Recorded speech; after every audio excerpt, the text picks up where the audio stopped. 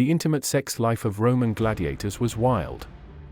Many women wanted to have to get close with them or feel their sweat as a kind of aphrodisiac. Gladiators were the rock stars of their day, but there was also a social stigma attached to their existence. They were slaves who embodied some of the greatest virtues held by Roman society, but their status didn't stop women in Rome from desiring gladiator sex or from gladiator sweat as an aphrodisiac, as they tried to satisfy their lust for the fierce, manly fighters. Needless to say, when it came to sex in ancient Rome, gladiators were in an interesting position, literally and figuratively. Our knowledge of sexuality throughout history is based on archaeological evidence, such as sexual graffiti, as well as the works of contemporary writers. Fortunately, there's plenty of evidence to show us what it was like both for the gladiators and those looking to find a way into their tunics.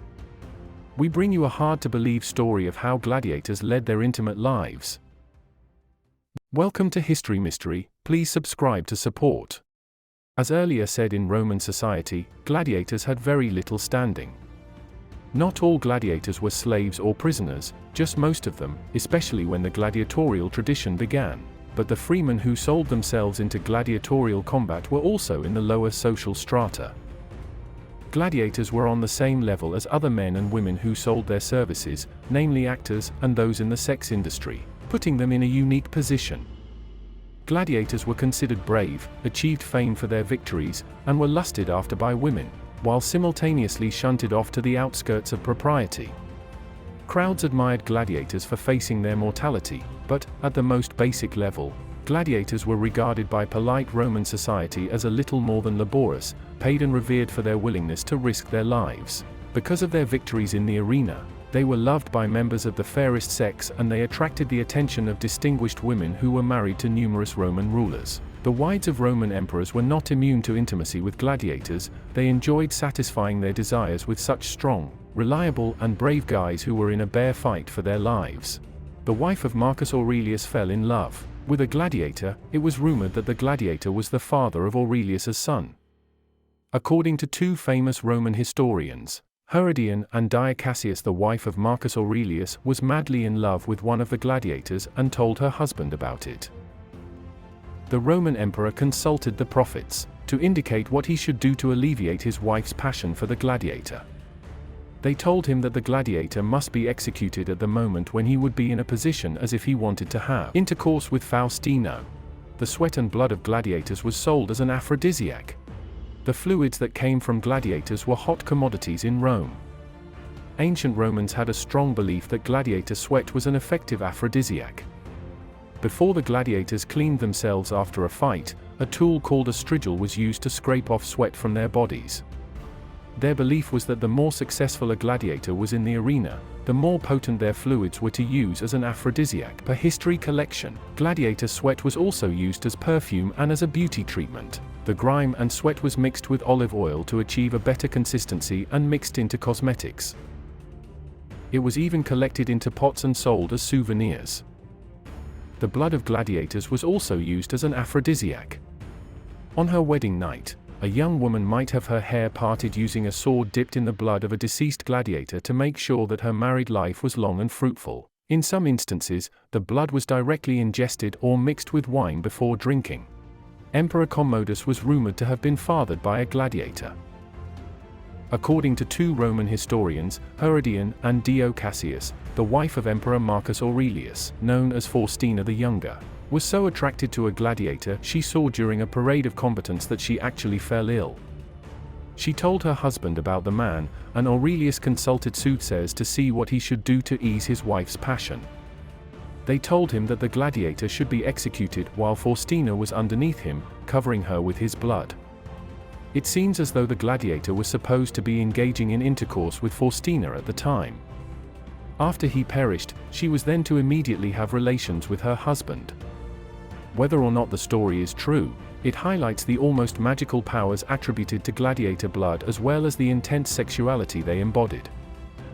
Their son Commodus, who went on to become emperor, may have, in fact, had gladiator blood in his veins. He preferred participating in gladiatorial combat to being emperor, often fighting physically disabled people or animals while on a raised platform. Female gladiators were given less armor to show off their bodies. Female gladiators, or gladiatrix, weren't as common as their male counterparts. They were actually banned in 200 BCE, but when they did make their way to the ring, they were highly sexualized. Female gladiators wore loincloths, as opposed to the tunics men wore, and were not given helmets, presumably to show off their faces and hairstyles. Fights featuring female gladiators represented the pinnacle of luxury and indulgence, often presented at private parties held by the Roman elite. Archaeological evidence indicates that women used the same weapons as men, however. One statue believed to depict a female gladiator features a bare-chested woman holding a sica, a short, curved sword associated with a type of gladiator known as a thrax, or Thracian. Gladiator combat was based in erotic beauty. There were several types of gladiators, the distinctions based in their chosen types of weaponry and tactics, but the most beautiful gladiators were held in high esteem. When the opponents for a gladiator were chosen, their beauty was also taken into account. Ugliness ruined the erotic fascination with viciousness, while beauty simultaneously emphasized the pain of mortality. Roman graffiti tells the story of gladiator fangirling. At Pompeii, archaeologists discovered graffiti that offers insight into how Romans felt about their favorite gladiators. In the gladiator barracks, one inscription reads, "Floronius, privileged soldier of the 7th Legion, was here." The women did not know of his presence. Only 6 women came to know, too few for such a stallion. Another says, "Anchius hung out here with his girlfriend Cythera," indicating that gladiators, in fact, had girlfriends. 2 inscriptions, "Saladus the Thracian gladiator is the delight of all the girls," and "Saladus the Thracier makes the girls moan," also seem to make it very clear that Saladus was quite the fighter and the lady pleaser. It's unclear who wrote these lines, though. Perhaps Saladus just wanted to leave a good reputation behind. Roman women used gladiators as bodyguards. Hiring a gladiator as a bodyguard wasn't a bad idea. Having a retired or off-duty trained warrior to protect you makes sense. This would have been a lucrative endeavor for the gladiator. Gladiators protected elite Romans when they traveled or were employed to keep military troops in line. Women seized on the phenomenon of hiring gladiators for other reasons, however. According to Philip Matissak, author of the Gladiator's Manual, many a wealthy lady who hires gladiator bodyguards for the night does so in expectation of her body being guarded very closely indeed. Homosexuality among Roman gladiators. One of the most famous examples of homosexuality among Roman gladiators is the story of Priscus and Verus. Priscus and Verus were 2 gladiators who fell in love with each other while training at a school in Rome. Their love story was so famous that it was adapted into a play performed before the Roman Emperor Nero. There are also many examples of homoerotic art featuring Roman gladiators, which suggests that homosexuality among these fighters was not seen as taboo or deviant. It was so common that it was even depicted in art meant to be displayed in public places. It is worth noting that homosexuality among Roman gladiators was not just about sex, but also about love and companionship. Many of these relationships were as long-term, profound, and valued among society as any other heterosexual relationship. Some historians believe that homosexuality among gladiators was seen as a way to create strong bonds, and increase the chances of survival in the arena. That's it for today. Thanks for watching.